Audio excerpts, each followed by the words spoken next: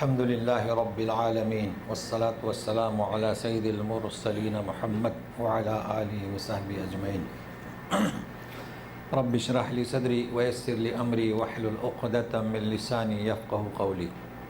آج کا ہمارا درس سورہ یونس آیت نمبر 19 سے شروع ہو رہا ہے۔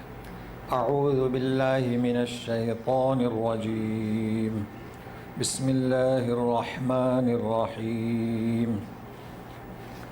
وما كان الناس إلا أمة واحدة فاختلفوا ولولا كلمة سبقت من ربك لقضي بينهم فيما فيه يختلفون۔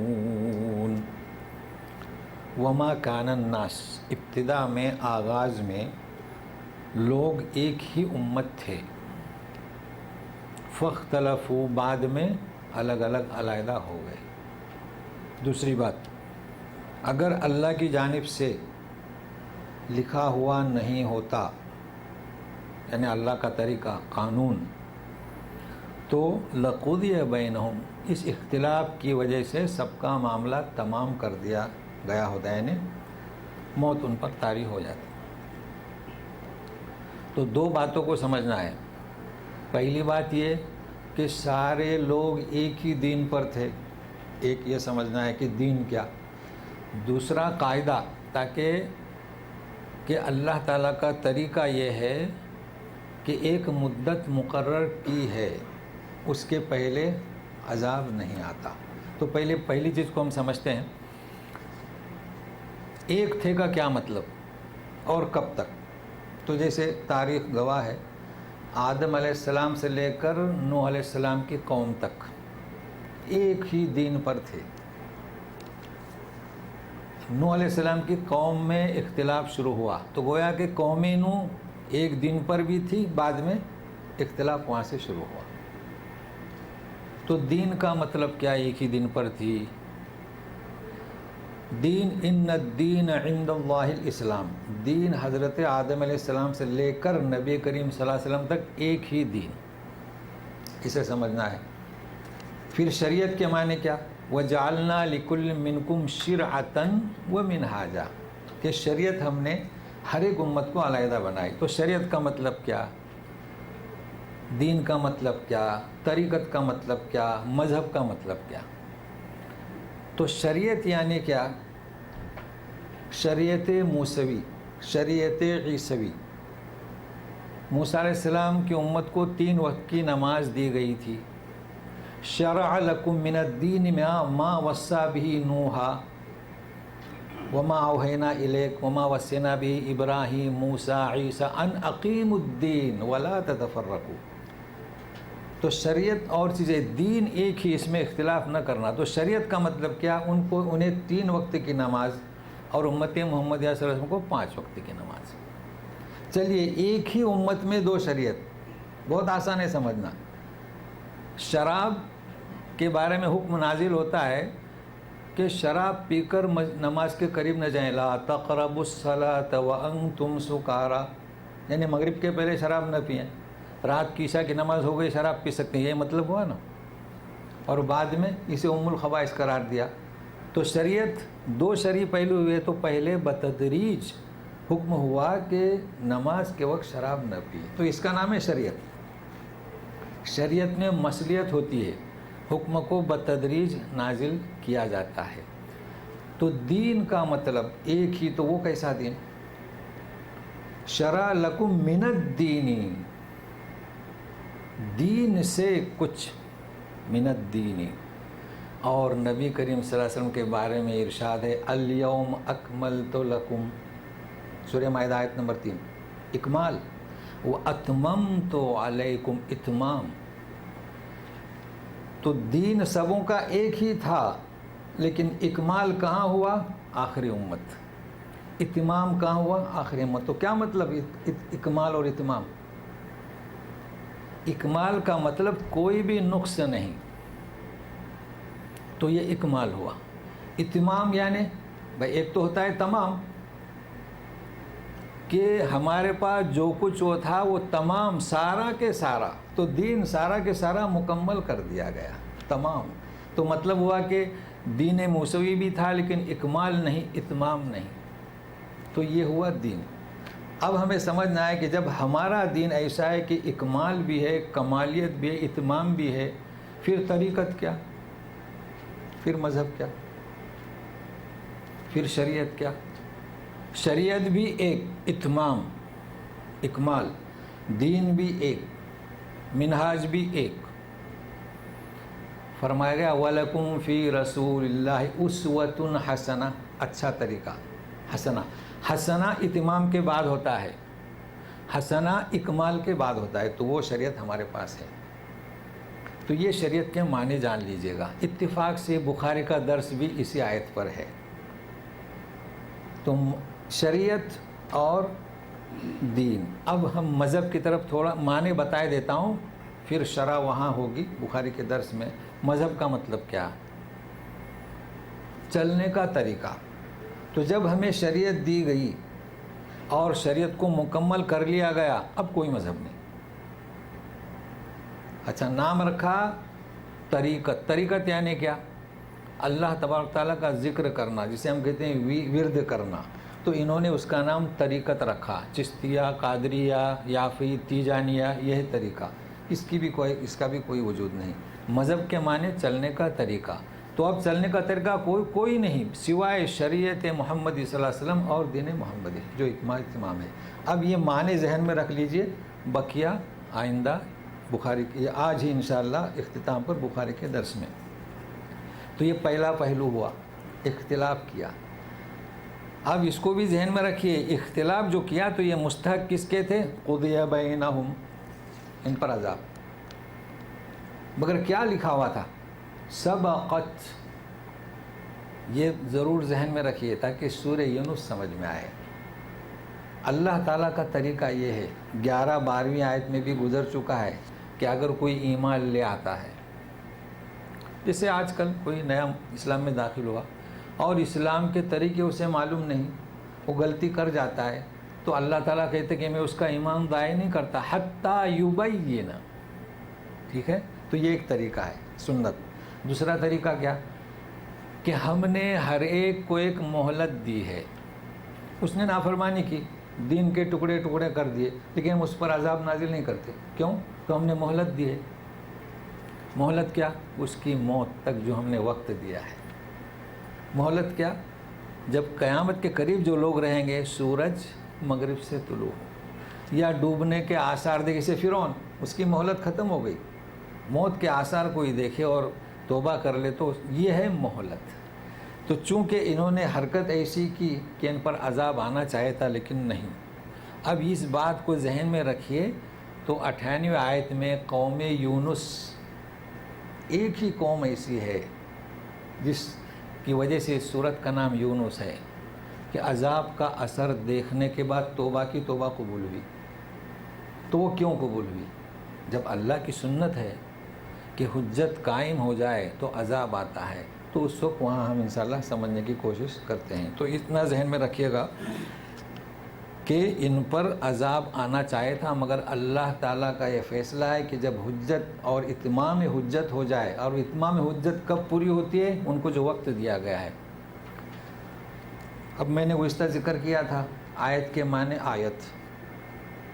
اب آیت کے معنی دوسرے اچھی طریقے سے یاد رہیں گے کہ کبھی بھول نہیں سکیں گے. تو سنیے. وَيَقُولُونَ لَوْلَا أُنزِلَ عَلَيْهِ آيَةٌ مِّن رَّبِّهِ فَقُلْ إِنَّمَا الْغَيْبُ لِلَّهِ فَانتَظِرُوا إِنِّي مَعَكُم مِّنَ الْمُنتَظِرِينَ. کہتے تھے کہ اس پر کوئی آیت کیوں نہیں اترتی. تو آیت کا مطلب آیت نہیں، یہ تو آیتیں ہی تو سنا رہے تھے. لو وَإِذَا تُتْلَى عَلَيْهِمْ آيَاتُنَا قَالَ الَّذِينَ لَا يَرْجُونَ لِقَاءَنَا ائْتِ بِقُرْآنٍ غَيْرِ هَذَا. آیتیں اتاری جا رہی تھیں تو کہتے تھے کہ دوسری آیتیں لاؤ. تو یہاں آیت کا مطلب آیت نہیں. لولا انزل علیہ آیۃ من ربی، کوئی نشانی، کوئی معجزہ.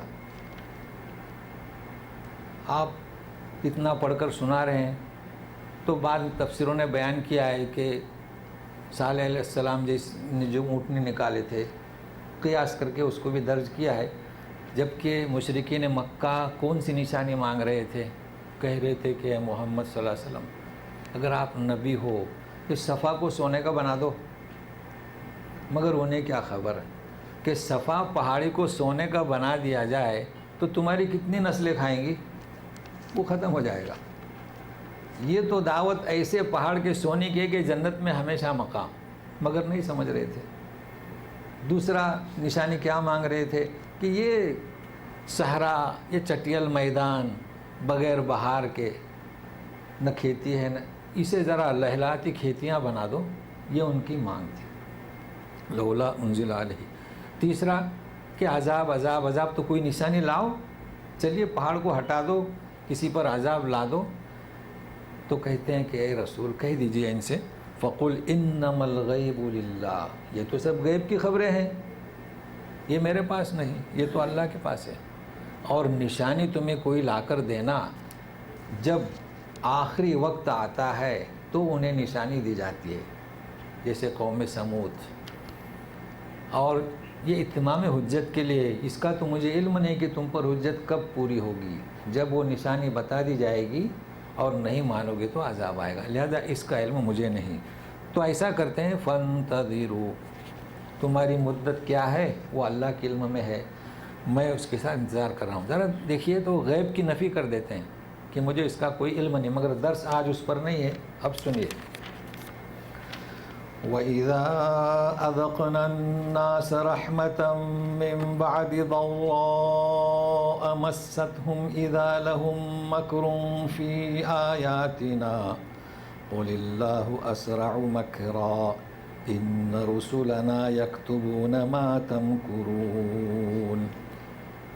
اشارہ ہے اس واقعے کی طرف گزشتہ ہو چکا ہے کہ مکے میں قحط آیا تھا، اور ابو سفیان بھی پہنچے تھے نبی کریم صلی اللہ علیہ وسلم کے پاس کہ رب سے دعا کرو قحط دور ہو جائے۔ اس واقعے کی طرف دوبارہ اشارہ ہے، مگر دیکھیے کیا کہا جا رہا ہے۔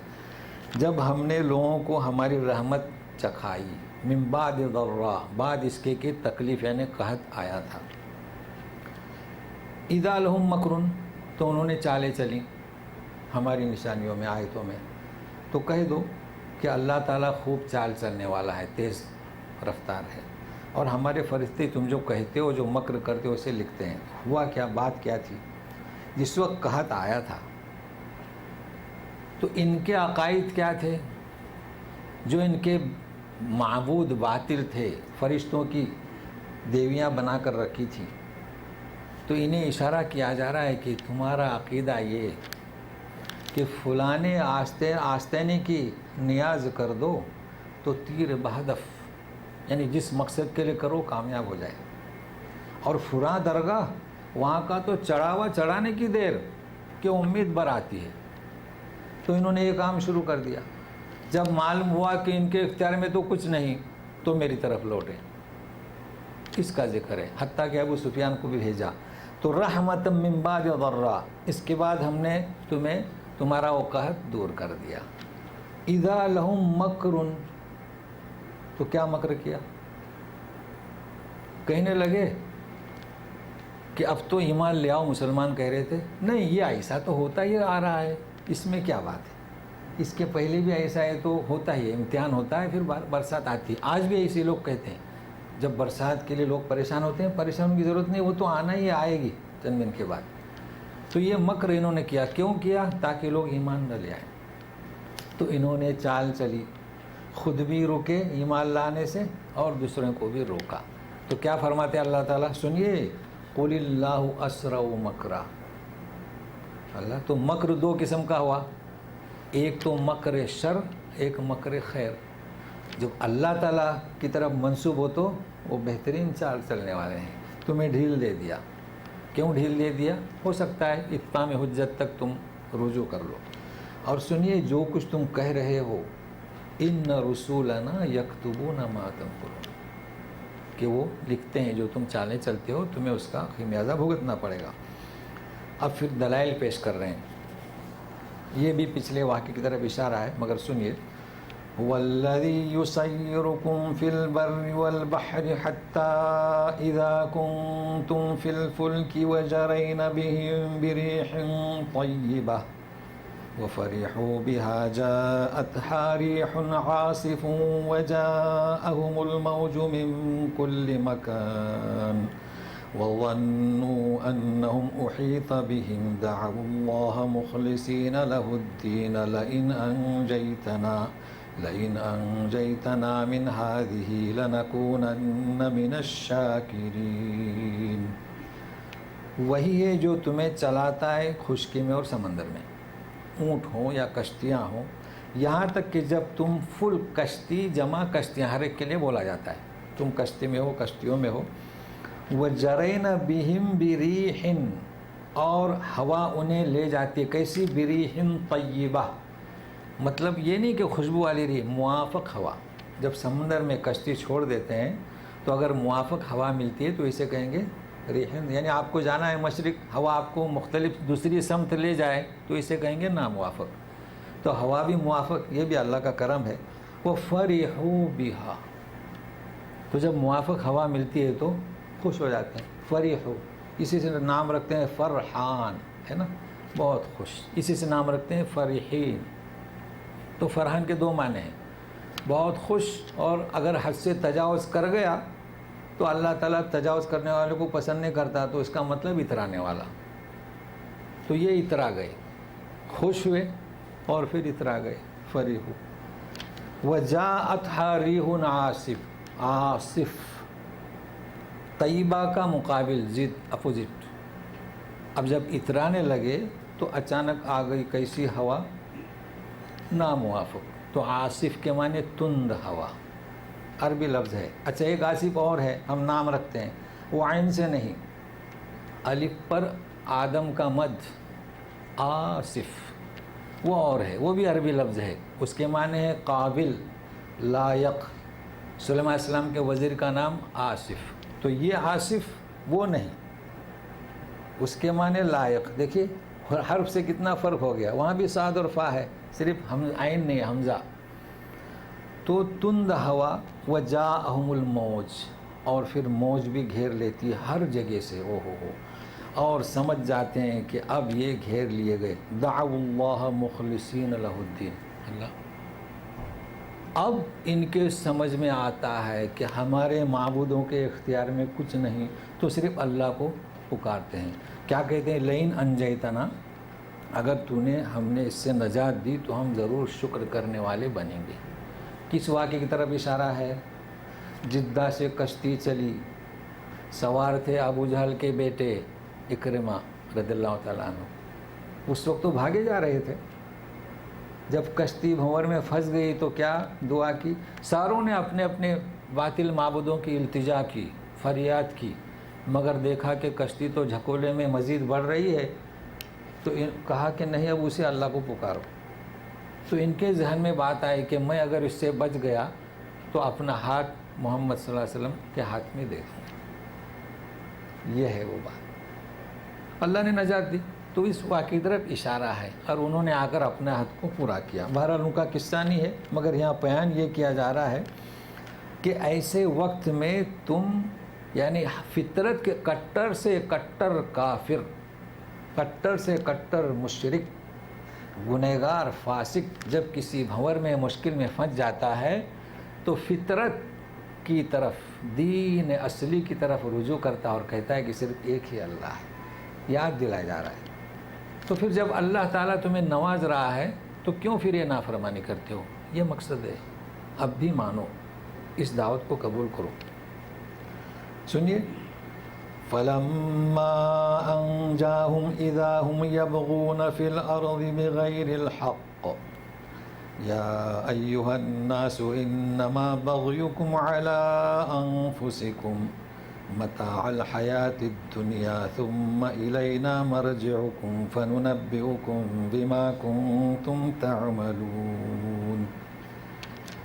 جب ہم نے نجات دی تو سرکشی کرنے لگے، ناحق. سرکشی کرنا ان کو کوئی حق نہیں تھا. تو اے لوگو، تمہاری یہ سرکشی تمہارے ہی خلاف. متاع الحیات دنیا، یہ دنیا کی زندگی چند دن ہے، پھر ہماری طرف لوٹ کر آنا ہے، تو ہم تمہیں آگاہ کریں گے جو کچھ تم کرتے تھے. یعنی یہ نصیحت بھی کی جا رہی ہے. مزید مثال دی جا رہی ہے، سنیے. انما مثل الحیات الدنیا کماء انزلناہ من السماء فاختلط به نبات الارض مما يأكل الناس والأنعام حتى إذا أخذت الأرض زخرفها وزينت وظن أهلها أنهم قادرون عليها أتاها أمرنا ليلا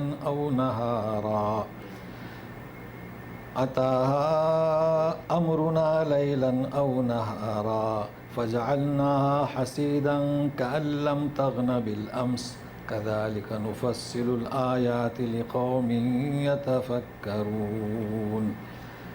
دنیاوی زندگی کی مثال ایسی ہے کہ ہم نے آسمان سے پانی اتارا، فاختلط به نبات الارض، یعنی مل گیا بیچ زمین پانی، مما یاکل الناس والانعام، اب کیا نکلا؟ لوگ کھاتے ہیں اور جانور، چارہ پودا، یا کہ غلہ اور پھر اسے جانور بھی کھاتے ہیں. حتی اذا اخذت الارض زخرفها، جب زمین میں بہار آئی اور سنور گئی اور لوگوں نے یقین کر لیا کہ اب وہ اس پر قادر ہیں. یہ قصہ بھی گزر چکا ہے. کھیتی تیار ہوئی اور جب گئے ہیں تو ختم ہو چکی تھی. اتاها امرنا لیلا او نہارا، ہمارا عذاب آ گیا رات یا دن کسی بھی حصے میں، تو ہم نے اسے کر دیا کٹا ہوا، جیسے کہ کل تھا ہی نہیں. اس کے پہلے بھی قصہ ہو چکا ہے تفصیل سے. تو ہم اسی طرح آیات کو ہم پیش کرتے ہیں تاکہ غور کریں. مگر مطلب انہیں نشاندہی کی جا رہی ہے کہ دیکھیے ایسا بھی ہوا ہے، ایسے بھی قصے ہوئے، اور اب بھی تمہیں ڈر رہتا ہے. جب تک دیکھیے جو لوگ کھیتیاں بناتے ہیں تیار ہے، پھر بھی رات کو چین سے سوتے نہیں. اگر برسات برسے سارا غلہ بھیگ جاتا ہے. نکال لیا، کھلیان میں جمع کیا، پھر بھی ڈر ہے. تو یہ حالت ہے، کیونکہ ہر چیز ہمارے قدرت کا کھیل ہے، لیکن پھر بھی تم اس کو بھول جاتے ہو. اب سنیے، یہ مثالیں دینے کے بعد اب آخری نصیحت ایسی کی جا رہی ہے. سنیے. واللہ یدعو الی دار السلام ویہدی من یشاء الی صراط مستقیم. اللہ تعالیٰ دعوت دے رہے ہیں دار السلام. یہ پہلی دفعہ سن رہے ہیں دار السلام.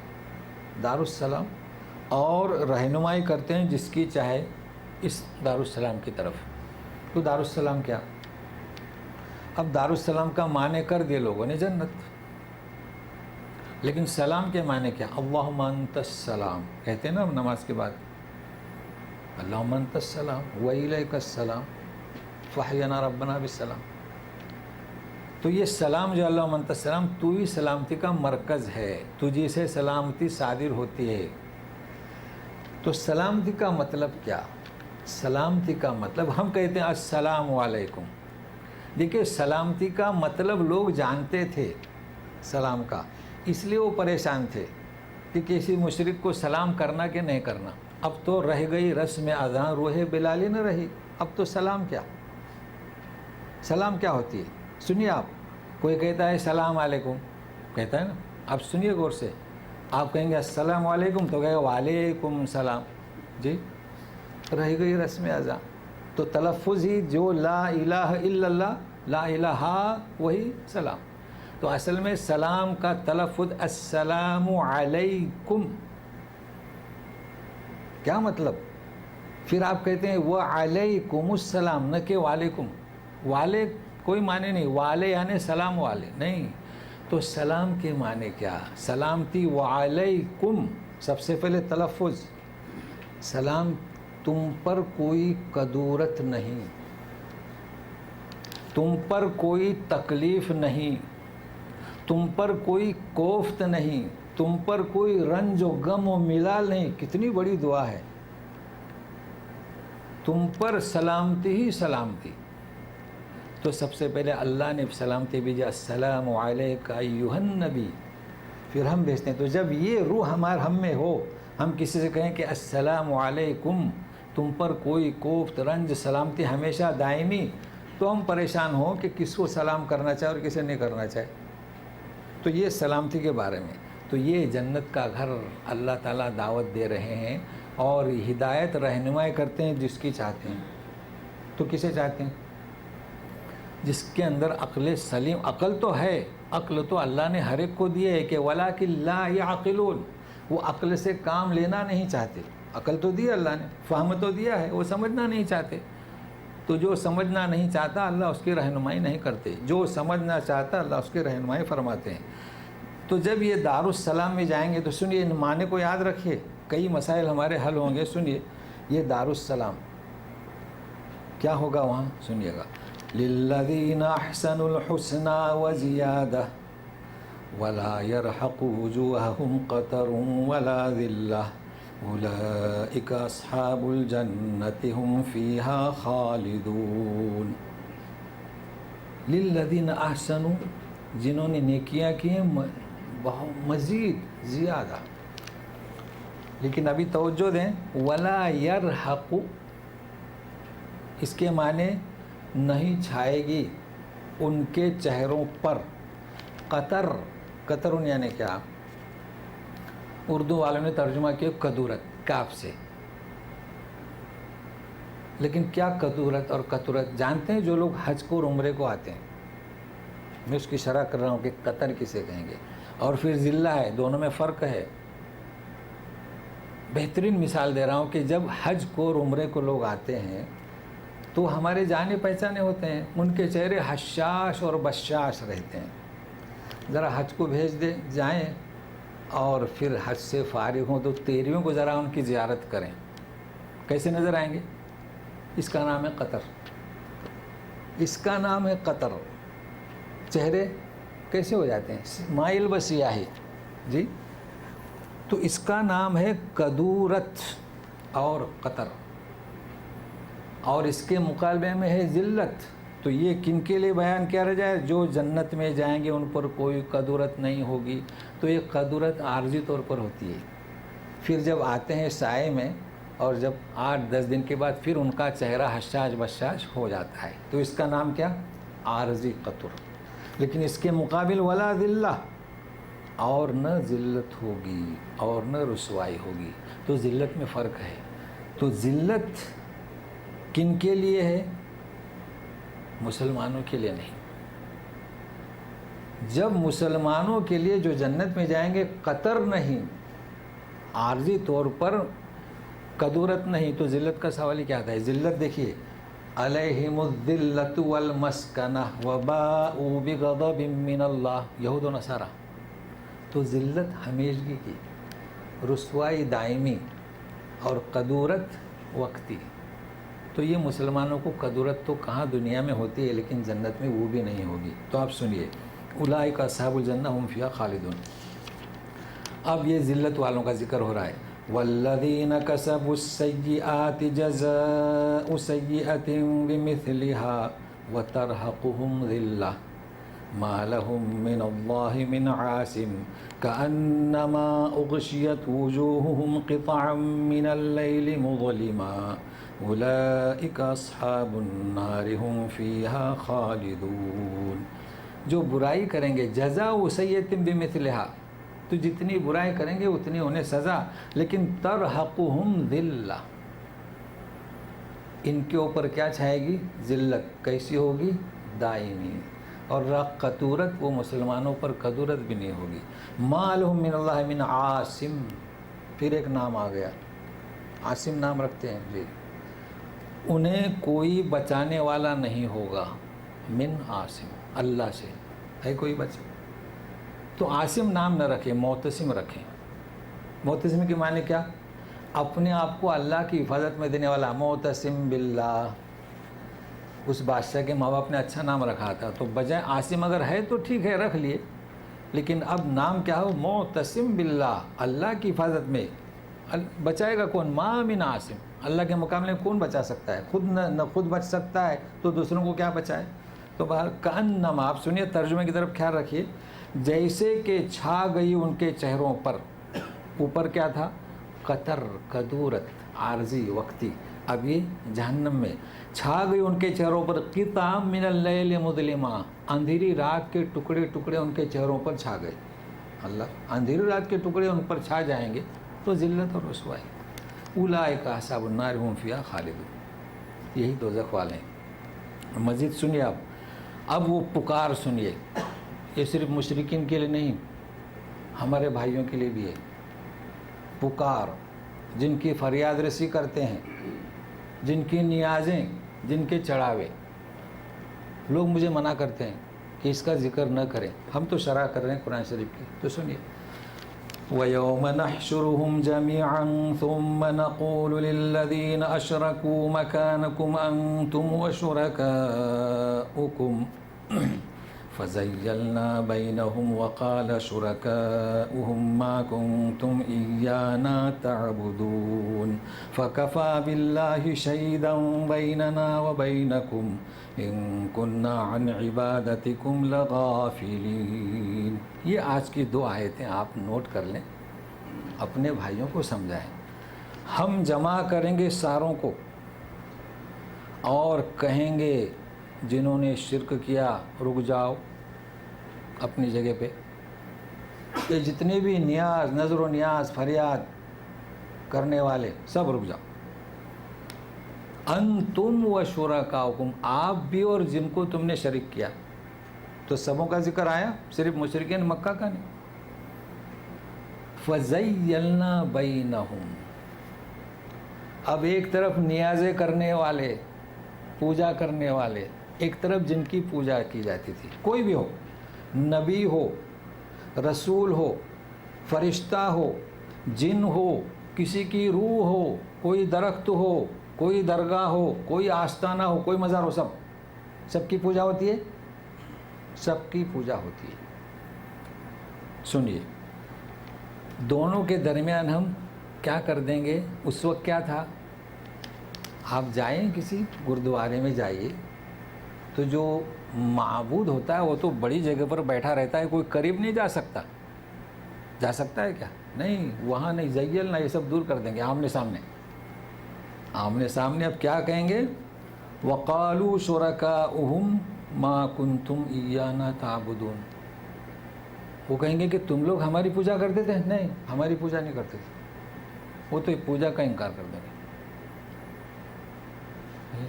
سب انہی کی جماعت میں تھے، پیسے لوٹائے جاتے تھے، اپنی کمائی دیتے تھے. وہ کہیں گے کہ آپ ہماری پوجا ہی نہیں کرتے تھے، کوئی بھی ہو.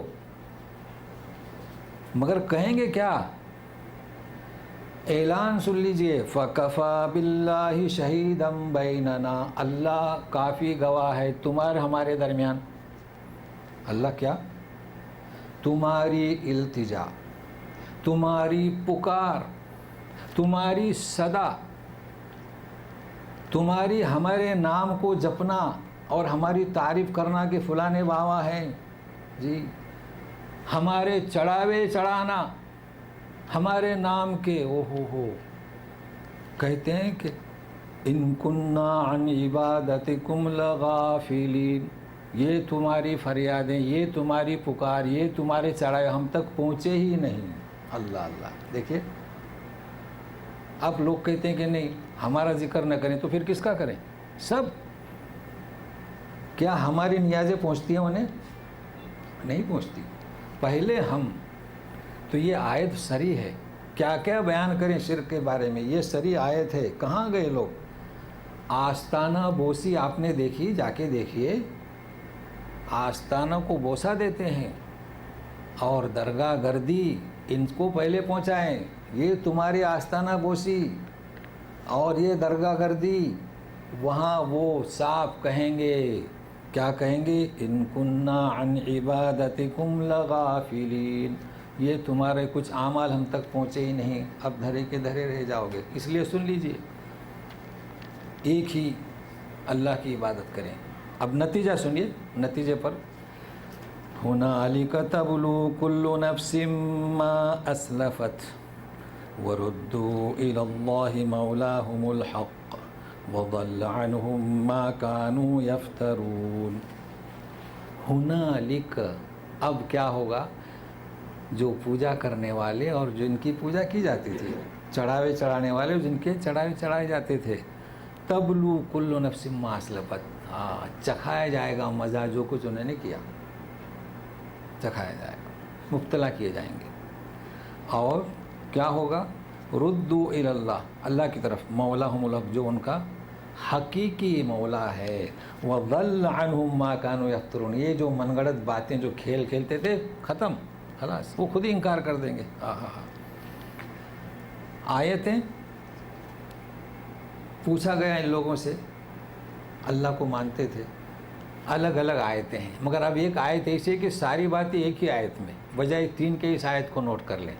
وہاں پر ہے کہ پوچھے ان سے کہ آسمان زمین کس نے بنایا؟ تو اللہ نے. تمہیں روزی کون پہنچاتا ہے؟ تو اللہ. پیدا کس نے کیا؟ یہ سب ایک آیت میں. تو سن لیجیے، کہہ دیجیے اے نبی، قل من یرزقکم من السماء والارض ام من یملک السمع والابصار ومن یخرج الحی من المیت ویخرج المیت من الحی ومن یدبر الامر فسیقولون اللہ فقل افلا تتقون. روزی کون پہنچاتا ہے آسمان زمین سے؟ یہ سماعت، یہ بصارت کس کے اختیار میں ہے؟ کوئی روشنی دے، کم ہو جاتی ہے، زیادہ ہوتی ہے. کون نکالتا ہے زندوں کو مردہ سے، مردے کو زندہ سے؟ کسی کے بس میں ہے؟ کسی کے بس میں نہیں. وہ تو صرف ذرائع استعمال کرتا ہے، شادی کرو بس، کسی کے بس میں نہیں. وَمَن يُدَبِّرُ الْأَمْرِ، یہ سارا نظام کون چلاتا ہے؟ سَيَقُولُونَ اللَّهُ أَفَلَا تَتَّقُونَ، تو پھر کیوں ڈرتے نہیں اس حقیقی مالک سے جو کہ وہ گرفت کرے گا تمہاری؟ اب کیا چاہیے؟ ساری چیزیں اس آیت کو یاد کر لیں. فَذَلِكُمُ اللَّهُ رَبُّكُمُ الْحَقُّ فَمَاذَا بَعْدَ الْحَقِّ إِلَّا الضَّلَالُ فَأَنَّىٰ تُصْرَفُونَ. یہی تمہارا اللہ، جو تمہارا حقیقی رب. اب جب کہتے ہیں مانتے ہیں تو پھر یہی. اب جب یہ بات واضح ہوئی تو فَمَاذَا بَعْدَ الْحَقِّ، حق بات واضح ہونے کے بعد کیا ہے؟ ضلال، گمراہی. فَأَنَّىٰ، پھر کہاں بھٹکے جا رہے ہو؟ ابھی آپ بتلائیے کہ مسلمانوں سے ہم کیسے خطاب کریں؟ دین کامل، دین تمام، شریعت کامل، شریعت تمام. اب اس کے بعد کیا؟ گمراہی. اشارہ کافی ہے. كَذَلِكَ حَقَّتْ كَلِمَةُ رَبِّكَ عَلَى الَّذِينَ فَسَقُوا أَنَّهُمْ لَا يُؤْمِنُونَ. اصل بات کیا ہے؟ جاننا چاہتے نہیں، سمجھنا چاہتے نہیں، عقل سے کام لینا نہیں چاہتے، تو تیرے رب کی بات ثابت ہو گئی کہ یہ فاسق لوگ آپ کی بات مانیں گے نہیں. بھائی ایمان تو بات کی بات ہے، مانتے ہی نہیں تو ایمان کہاں سے لائیں گے؟ اب چونکہ حدیث بھی کچھ شرح طویل چاہتی ہے تو اسی پر ہم اکتفا کرتے ہیں، اور حدیث کا موضوع بھی آج کے موضوع سے ملتا جلتا ہے تو ہم تلاوت کرتے ہیں. سنیے. اعوذ باللہ من الشیطان الرجیم. فذلکم اللہ ربکم الحق فماذا بعد الحق الا الضلال فأنا تصرفون. كذلك حقت كلمة ربك على الذين فسقوا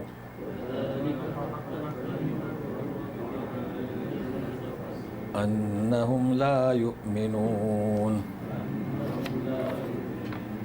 حدیث آپ نکال لیجئے گا، آپ کے ہاتھ میں ہے. درس نمبر 33 ہے یہ. اور پہلے جو حدیث ہے زیادت الایمان، چونکہ زیادہ ایمان نقصانی ہو چکا ہے، مگر یہاں انہوں نے جو آیت نوٹ کی الیوم اکملت لکم دینکم، اس وجہ سے امام بخاری نے اسے لائے ہیں. لہذا اسے پڑھنے کی ضرورت نہیں. آپ حدیث نمبر 45 پر دیکھیں، چونکہ وہی حدیث تفصیل سے نیچے ہے. 45 سے دیکھیں، میں پڑھ رہا ہوں. ہم سے اس حدیث کو حسن بن صبا نے بیان کیا، انہوں نے جعفر بن عون سے سنا، اور ابو الحمید سے بیان کرتے ہیں انہیں قیس بن مسلم نے طارق بن شہاب کے واسطے سے خبر دی. اب اصل حدیث شروع ہوتی ہے. وہ حضرت عمر بن خطاب رضی اللہ عنہ سے روایت کرتے ہیں. سنیے کہ ایک یہودی نے ان سے کہا. حدیث کہاں سے شروع ہو رہی ہے؟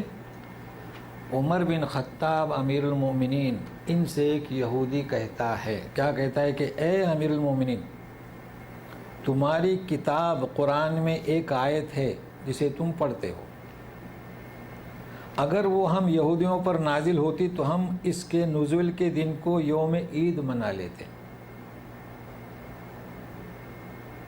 تو عمر پوچھتے ہیں وہ کون سی آیت ہے؟ تو اس نے سورہ مائدہ کی آیت پڑھی، الیوم اکملت لکم دینکم واتممت علیکم نعمتی ورضیت لکم الاسلام دینا. عربی متن میں لکھی ہوئی ہے یہ آیت پڑھی. کیا مطلب؟ کہ آج میں نے تمہارے لیے تمہارا دن مکمل اور تمام. تو اکمال اور تمام. تو پہلے جواب سنیے.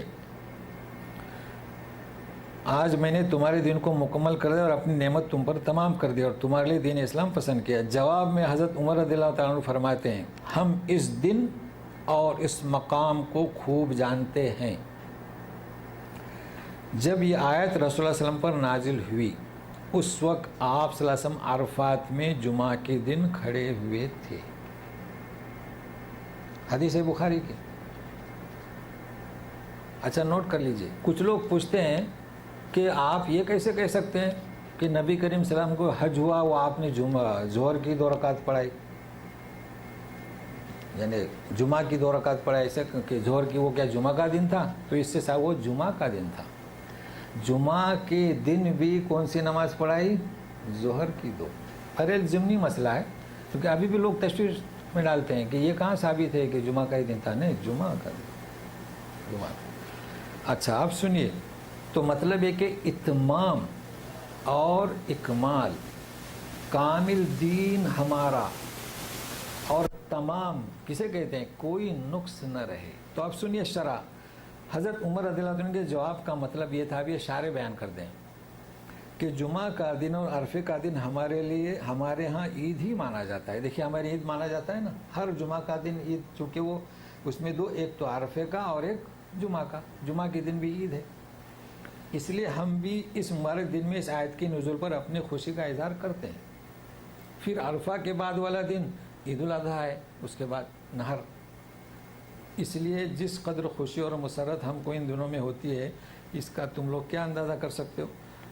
تمہارے یہاں تو عید کا دن کھیل تماشے اور لہو لعب کا دن مانا گیا ہے، اور یہ حقیقت ہے. ہمارے یہاں لہو لعب نہیں، کھیل تماشا نہیں. اسلام میں ہر عید بہترین روحانی ایمانی پیغام لے کر آتی ہے نا. ہمارے یہاں دیکھیے صدقہ کرنا، فطرہ دینا، قربانی کرنا، یہ ہمارے یہاں ہے، کھیل تماشا نہیں ہے. آیت کریمہ الیوم اکملت لکم دینکم المائدہ میں دین کے اکمال کا اعلان کیا گیا. ظاہر ہے کہ کامل صرف وہی چیز ہے جس میں کوئی نقص باقی نہ رہ گیا ہو. اگر نقص ہے تو اکمال ہے؟ اکمال نہیں ہے. اگر کوئی چیز باقی ہے تو وہ تمام نہیں ہے. بس اسلام حضرت صلی اللہ علیہ وسلم کے عہد مبارک میں کامل مکمل ہو چکا. اب جب کامل ہو چکا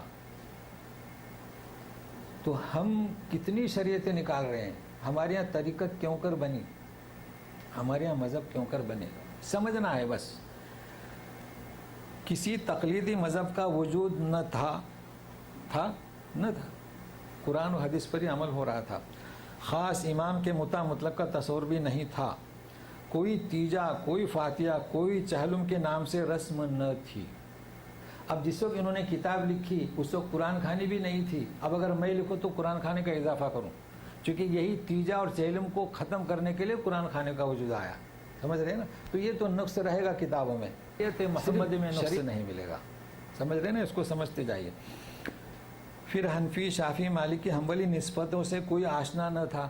اب پھر انہیں 4 لکھے، جبکہ شیعہ ہے تو مذہب ہو، مسلک ہو، تو یہ ہو سکتا ہے ان کے ذہن میں اس وقت نہ ہو، مستحضر نہ ہو کہ فقہ جعفری بھی کا وجود بھی ہے. کوئی آشنا نہ تھا کیونکہ یہ بزرگ عرصے دراز کے بعد پیدا ہوئے اور تقلیدی مذاہب کا اسلام کی 4 صدیوں تک پتہ نہ تھا. ایک حقیقت ہے، بعد میں اب ان چیزوں کو دین میں داخل کرنا، کسی بزرگ کی تقلید کو مطلق واجب قرار دینا، اصل میں یہ مسئلہ ہے، واجب قرار دینا، یہ اس کو سمجھیے. جی ہاں، یہ لازم سمجھنا. یہ ایسے امور ہیں کہ ہر بابصرت مسلمان دین میں اضافہ ہی کہے گا، مگر صد افسوس کہ امت مسلمہ کا ایک ذمہ غفیر ان ایجادات پر اس قدر پختگی کے ساتھ اعتقاد رکھتا ہے کہ اس کے خلاف وہ ایک حرف سننے کے لیے تیار نہیں. صرف یہی نہیں بلکہ ان ایجادات نے مسلمانوں کو اس قدر فرقوں میں تقسیم کر دیا ہے کہ ان کا مرکز پر جمع ہونا ناممکن ہے. مگر سنیے، اب یہ تو ان کی شرح ہے، اصل بات یہ ہے، یہ ایک حقیقت ہے جو یہ پیش کر رہے ہیں. مگر سنیے، میں اس کے پہلے بیان کر چکا ہوں، آج کل کے جو ہمارے مذہب ہیں اور جسوں کی اس کی بنیاد ڈالی گئی، زمین آسمان کا فرق ہے. یہ جو کہہ رہے ہیں نا ہم نے سختی برتی، دیکھیے شافعی حنفی جب مذہب بنے ہیں وہ نفرت کے لیے نہیں بنے. میں آپ کو مثال دیتا ہوں. بغداد سے بارات چلی کوفہ، سمجھ رہے ہیں نا، تو بارات والے تھے حنفی، کوئی نفرت نہیں تھی. شافعی میں، حنفی میں، مالکی میں کوئی نفرت نہیں تھی. وہ تو ایک جیسے اپنا استاد ہے امام حنیفہ، امام مالک، اور جہاں کی دلہن تھی وہ شافعی تھے. دیکھیے اس کا نام ہے شافعی حنفی. تو بارات دولہے کے راستے میں انہوں نے طے کیا، دیکھیے ہم لوگ کہاں جا رہے ہیں، وہاں وہ لوگ زور سے آمین کہیں گے، تو ہم نے ان کے احترام میں ہم نے بھی آمین کہنا. بولے یہ بات طے ہو گئی. اور بولے وہ رفع دین کریں گے تو ہم نے بھی رفع دین کرنا. اس کا نام ہے حنفی. مطلب انہوں نے دین کو اصل نہیں سمجھا، یہ اپنے مذہب کو اصل نہیں سمجھا. یہ تو ہم حنفی ہیں، وہ شافعی ہیں، دین ایک ہی ہے، نماز پڑھیں گے. اچھا، شافعیوں نے کہا کہ دیکھیے آج ہمارے یہاں دولہے میں آ رہے ہیں، وہ رفع دین نہیں کرتے اور آمین نہیں کہتے، تو ہم نے ان کے احترام میں آمین نہیں کہنا. اچھا، اور رفع دین بھی نہیں کرنا. دیکھیے اس کو کہتے ہیں شافعی حنفی. کہاں ہے شافعی حنفی؟ کہاں ہیں؟ جب نماز ہوئی تو جو آمین بولنے والے چپ اور دوسری طرف سے آواز آئی آمین، بچے سوچ رہے ہیں یہ کیا، یہ طے کیا ہوا تھا، یہ کیا ہو گیا. ہاں یہ ہے. مگر آج کل کیا، ممبئی میں سینمار ہوا کہ حرم کے امام کے پیچھے ترائی کی وطر کی نماز پڑھنا، 3 پڑھنا کہ نہیں پڑھنا، یہ آج کل کے حنفی شافعی، اس وقت کے نہیں. اور اب ہونے والا ہے، پتہ نہیں ہوا کہ نہیں ہوا کہ مینا میں اتنے دنوں میں 4 رکعت پڑھنا کہ 2 رکعت پڑھنا. تو مقصد یہ نہیں، فی نفسی حنفی شافعی پر کبھی ہم حملہ نہیں کریں گے. انہوں نے بڑی محنت کی. اصل میں یہ جو آج کل جو تعصب جو برت رہے ہیں نا، یہ اپنی طرف سے. آج تک جب میں یہاں شروع میں آیا، حرم میں دعائے قنوت ہوتی تھی، 3:45 بجے اذان اور نماز پڑھتے تھے. اب ان کے سمجھ میں آیا، اب یہ سیمینار ہو رہا ہے. اچھا، عوام حج کو آتے ہیں، نماز پڑھتے ہیں. اب انہوں نے شوشہ ڈال دیا کہ عصر کی نماز ان کے پیچھے جائز نہیں، یہ 3:45 بجے اذان ہوتی ہے. کیا یہ حنفی ہے؟ نہیں. یہ کون ہے؟ انہیں حنفی کہنا جرم ہے، انہیں حنفی نہیں کہنا چاہیے. اور وتر کی نماز 2 سلام سے 1 سلام سے ان کے پیچھے نہیں پڑھ سکتے، انہیں حنفی نہیں کہنا چاہیے. یہ کچھ اور ہی لوگ ہیں. اور کہنا کیوں ہم بدنام کریں ایک فقہ جس میں نہ تعصب ہے، نفرت ہے. تو آج تک میں اتنے سالوں سے ہوں، نماز پڑھی جاتی تھی، اب انہوں نے شروع کر دیا، تو ہم اس طرح کے نہ بنے. اچھا سنیے، یہ ایک حقیقت ہے، نماز پڑھے لوگوں کو سمجھائیں. اچھا، کہتے ہیں کہ زبان سے کہتے ہیں کہ یہ برحق ہے اور دل سے نفرت ہے. یہ کیا بات ہوئی؟ جب کہتے ہو کہ چاروں برحق ہیں تو زبان اور قول میں مطابقت ہونی چاہیے. برحق ہے تو نماز پڑھیے. اچھا، اب ایک فارسی شاعر نے یا کسی شاعر نے فارسی میں اس آیت کی ترجمانی کی ہے. سنیے، الیوم اکملت لکم دینکم کی تشریح کی آخری سطر، دین حق را 4 مذہب ساختد. یہ آسان شرح یاد کر لیں. دین حق را کے معنی کے، تو دین حق کے 4 مذہب ساختت، ساختن یعنی بنانا، تو کر دیے. اگر میں اس شعر کو بناؤں تو میں بناؤں گا دین حق را 6 مذہب ساختت، کیونکہ اب میرے سامنے 6 ہیں تو 6 بن جائیں گے. لیکن چونکہ ان کا شعر ہے، رخنا در دین نبی انداختت. آہا، دین نبی کے اندر رکھنا ڈال دیا.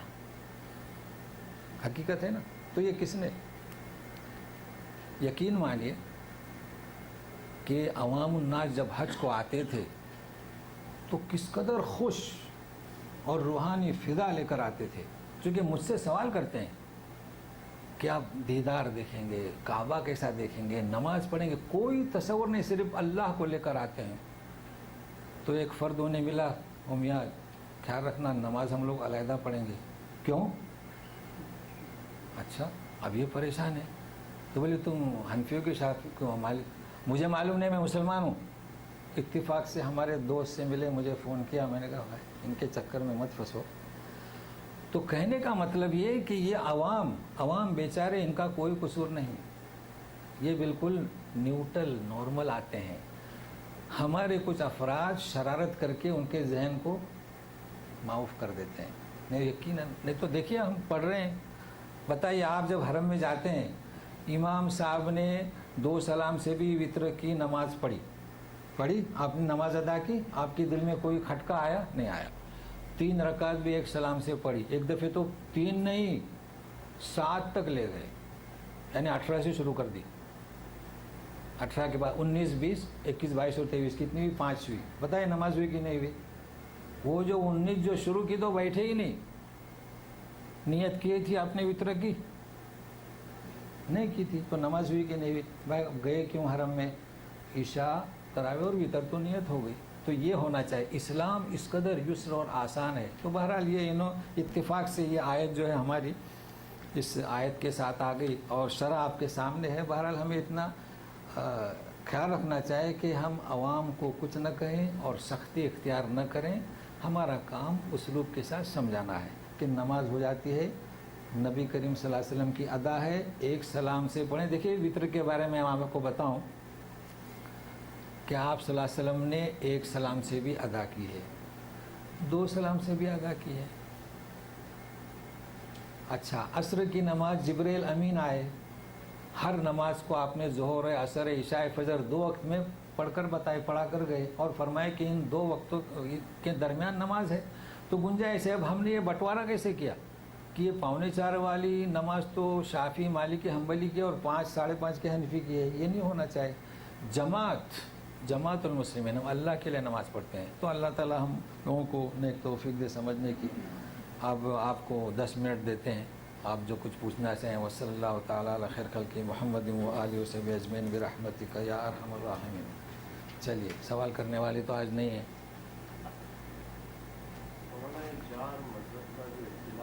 جی یہ تو بڑھتے ہی جا رہا ہے. ہاں بڑھتے جا رہا ہے. اس کا تدارک کیسے ہوگا؟ اور علماء جو ہیں ہاں وہ اس چیز کو کیوں نہیں اپلائی کر, جیسے کہ مدارس ہیں جی وہ مدارس کے نام بھی وہ اپنے اپنے مذہب کے مطابق رکھتے ہیں. جی مذہب شافعی کا, جی جی جی جی مذہب حنفی کا مدرسہ. تو یہ پھر کیسے, مطلب اس میں علماء کا کیا رول ہے؟ جی ہاں دیکھیے یہ ان کا سوال سمجھ رہے ہیں نا کہ یہ جو سختی جو برت رہے ہیں, پہلے سختی نہیں تھی,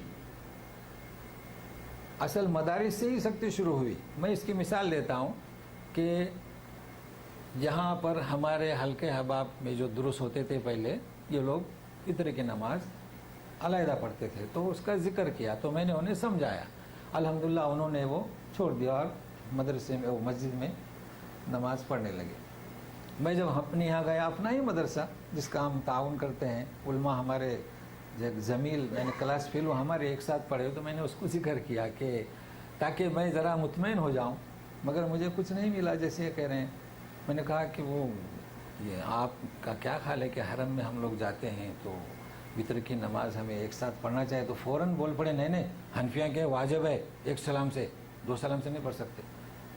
واجب ہے تو وہ ساتھ ہی نہیں دے رہے ہیں.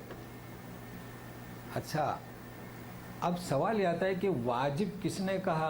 امام ابو حنیفہ نے, مگر انہوں نے یہ کہا کہ 1 سلام سے جائز نہیں, یہ تو نہیں کہا نا, یہ قیاس ہے ان کا.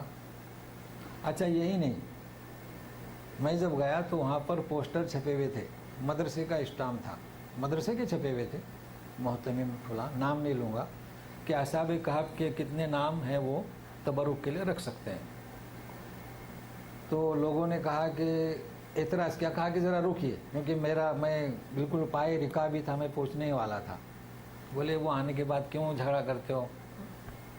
لگے رہنے دو، وہ اگر کہیں گے تو نکال دیں گے. تو میں پہنچا وہاں پر، میں نے کہا اس کو ہٹا دو. تو میں اس مدرسے میں گیا. میں نے کہا دیکھیے اصحاب کہف وہ خود کہتے ہیں، آیت ہے آپ پڑھتے ہیں، دیکھیے کہ اگر ہم یہاں سے نہیں بھاگے تو ہمیں شرک پر مجبور کریں گے، ہے نا آیت؟ نہیں، وہ بدر عالم نے کہا ہے کہ جائز ہے. اللہ اکبر، اللہ اکبر. دیکھیے چونکہ میں ایک معمولی قاری ہوں، اس مدرسے کا فارغ ہوں، وہاں ٹوپ کے استاد بدر عالم تھے، تو میں ان کی ٹکر لے سکتا ہوں؟ سوال ہی پیدا نہیں ہوتا ہے. تو یہ ہمارے مدارس کی حالت ہے. اب بتائیے کہ ہم کیسے سمجھائیں؟ اچھا وہ لیبل لگا دیتے ہیں کہ یہ سعودیہ میں جا کے گمراہ ہو گئے، جبکہ جہاں نزول قرآن ہوا وہاں تو مستفید ہوئے، وہاں تو اپنے علم کو بڑھایا، اضافہ کیا. تو اصل بات یہ ہے کہ سمجھنا نہیں چاہتے. اچھا آپ کا دوسرا سوال کہ یہ شافعی اور حنفی کیا ہے؟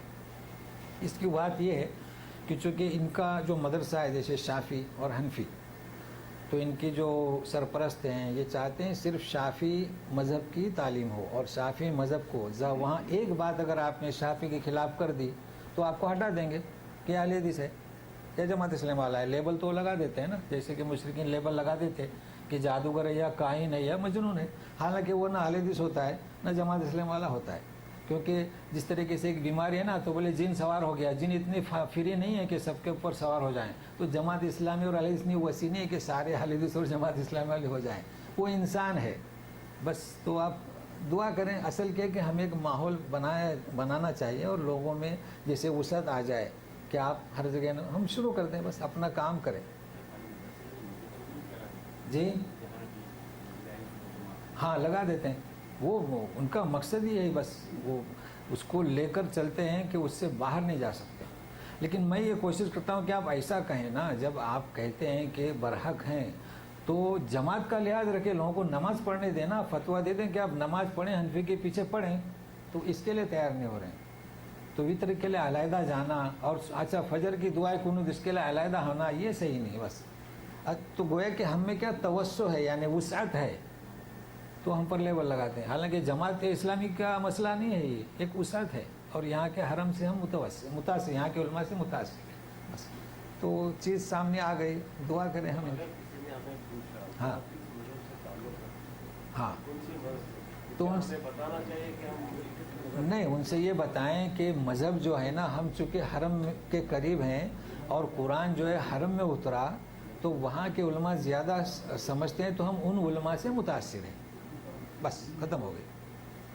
اب جیسے ہمارے یہاں ایک بڑا وہ ہو گیا نا، جب یہ منصور گئے تھے بانکوٹ میں، تو انہوں نے آ کر بیان دیا، قربانی پر ترغیب دی، بولے قربانی کا گوشت کافر کو نہیں دے سکتے. تو انہوں نے مجھے فون کیا، میں نے ان کا وہ ای میل کر دیا ان کو.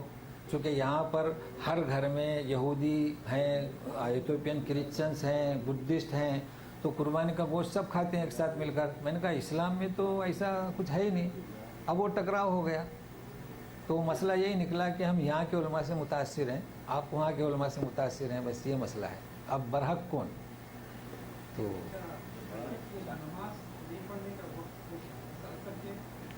نہیں، وہ تو واضح ہے نا کہ بھائی فجر، عصر اور اپنا یہ جو 3 طلوع، غروب اور زوال، اس کے بعد چونکہ نبی کریم نے منع کیا، اسی لیے عصر کے بعد نماز نہیں رکھے گی اور فجر کے بعد. تو اس میں آپ کو نہیں، اس میں نے واضح کیا ہوں، یہ مطلق نماز منع ہے. دیکھو کیا میں کہہ رہا ہوں، مطلق نماز منع، یعنی عصر کی نماز آپ پڑھ لیے اور آپ کھڑے ہو گئے سنت پڑھنے، اس کا نام ہے مطلق نماز. یعنی مطلق یعنی کوئی قید نہیں، یہ منع ہے.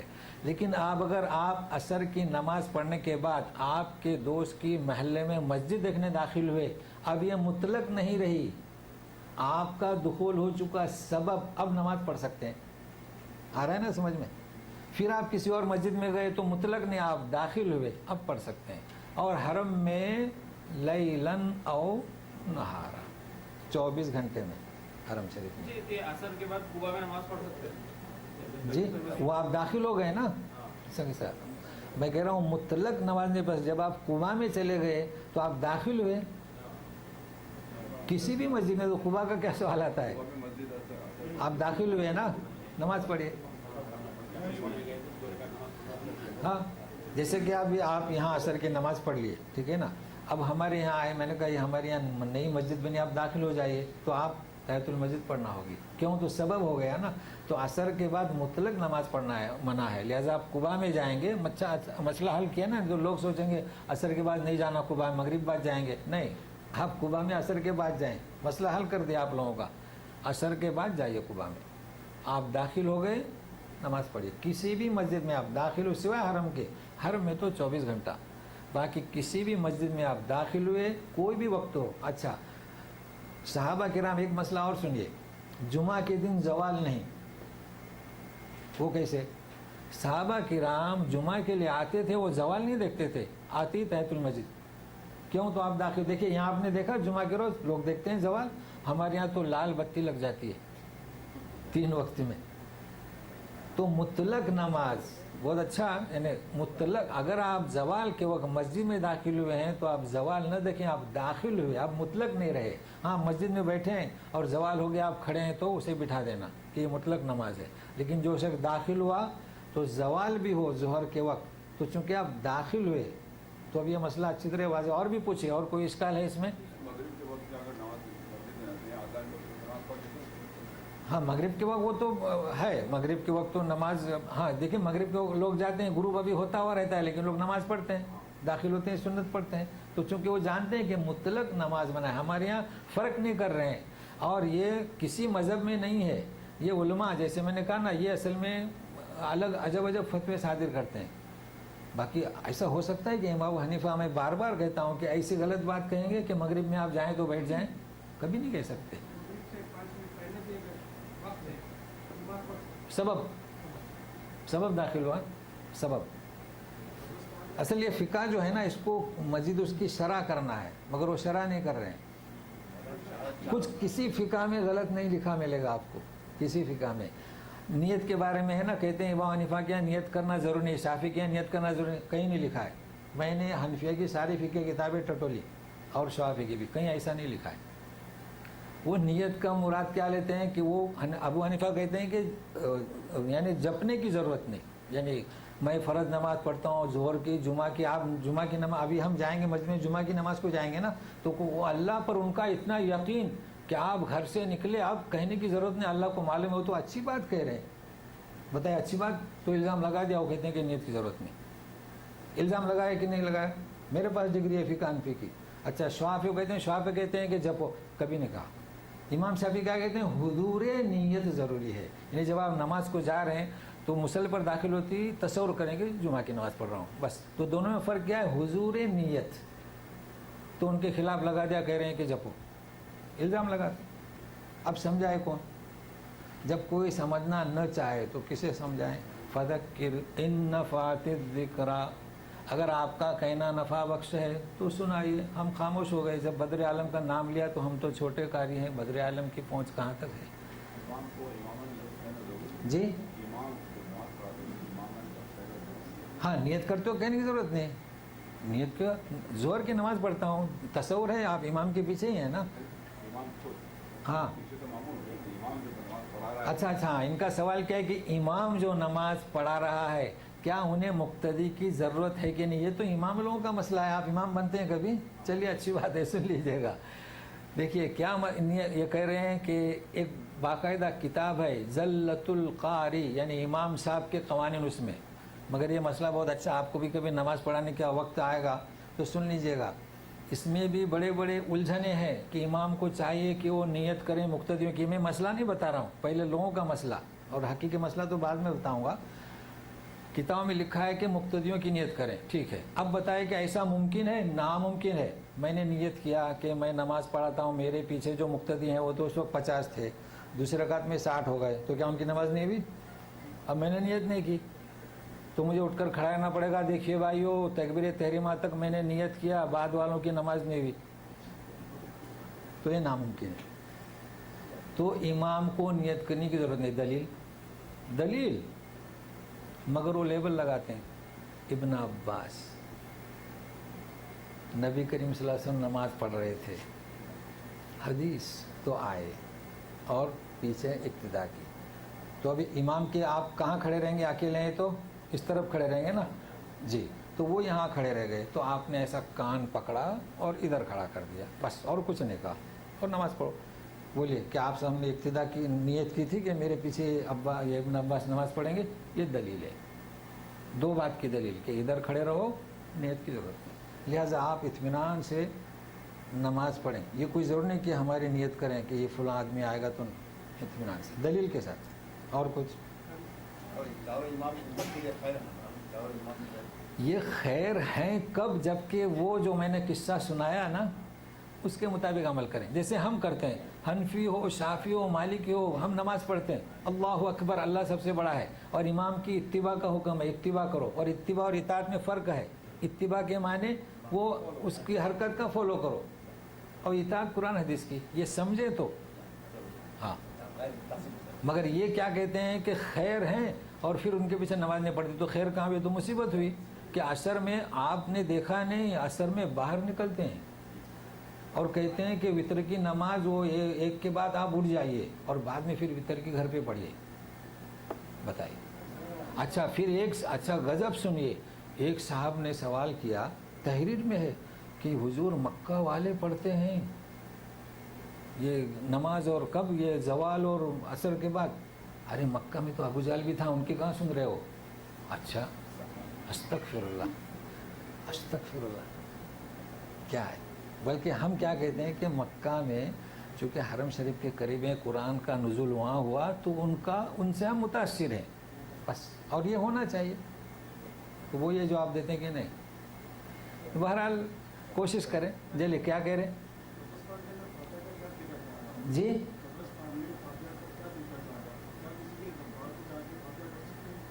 ہاں یہ کہہ رہے ہیں کہ کسی کے ہاں، چونکہ آج ذکر ہوا فاتحہ تیجا، بہت اچھا سوال کیا آپ نے، ابھی وقت ہے۔ دیکھیے کسی کے دربار میں فاتحہ تیجا کوئی اصل میں حکم کیا ہے کہ اللہ تعالیٰ ربنا اغفر لنا ولاخواننا الذین سبقونا بالایمان، کہ جو پہلے فوت ہو چکے ان کے حق میں ہم دعا کریں۔ اب آپ قبرستان میں جائیں گے تو دعا اللہ کے رسول نے بتلائی، اس سے بڑھ کر دعا کیا ہے؟ بس اب وہاں مستقل طور سے سورہ فاتحہ اور قل اللہ اور اخلاص، تو یہ بدعت ہو جائے گا نا۔ باقی آپ زیارت کر سکتے ہیں اور دعا کر سکتے ہیں۔ جہاں آپ نے کہے کہ السلام علیکم، ہاں آج ہی سبق ہو چکا ہے، السلام علیکم اہل دیار القوم مومنین، کیا مطلب سلام کا؟ کدورت نہ ہو، کتورت نہ ہو، رنج، اس کے معنی ہیں، کسی دعا کی ضرورت نہیں۔ اللہ نے سلام بھیجی نبی پر، ہم سلامتی بھیجتے ہیں قبر میں رہنے والوں پر۔ بتائیے اگر آپ کا یہ یقین ہے کسی دعا کی ضرورت ہے؟ جی چلیے۔ ہاں جی ایک منٹ، اور آپ کا سوال بھی، ہاں دونوں ہو جائیں۔ آپ یہ ایسا کبھی نہ کہیں کہ میرا مذہب دین اسلام ہے، میرا دین اسلام۔ ہاں اب مذہب اور ہے، مذہب کا کوئی وجود نہیں۔ مذہب کے معنی کیا؟ چلنے کا راستہ۔ تو شریعت، اس کا نام قرآن میں شرعہ، شریعت، اور مذہب یہ جو فقہ بنے اس کا نام مذہب رکھا ہے۔ تو میرا مذہب کبھی نہ کہیں، میری شریعت، میرا دین کہیں، سمجھ رہے ہیں نا جی؟ چلیے آپ ٹائم ہی نہیں کہیے۔ اس بار بقری میں تجربہ ہوا، ہاں ہم لوگ نماز کے بعد، جماعت کے بعد داخل ہوئے مسجد میں۔ اچھا ہمارے صاحب بھائی تھے، ہم لوگوں نے نماز شروع کی ساتھ میں، ہاں تو پھر نماز تو شروع ہو گیا ہماری، جماعت یعنی ختم ہوئی، ویسے ایک صاحب آئے، ہاں کہتے آپ کی جماعت نہیں ہوئی، اچھا آپ کی جماعت کیسے، آپ کی جماعت کیسے کی؟ ہاں جماعت تو ہو چکی تھی۔ ہاں صاحب یہ تو آپ نے انہوں نے کہا کہ اچھا آئندہ اللہ کے واسطے یہاں نہ کرے، یہاں بہت بڑا فتنہ ہوگا۔ نہیں، لیکن آپ نے وہ آپ کا الیکشن کارڈ نہیں بتایا کہ ہم قاضی لوگ ہیں، ایسا کیسے؟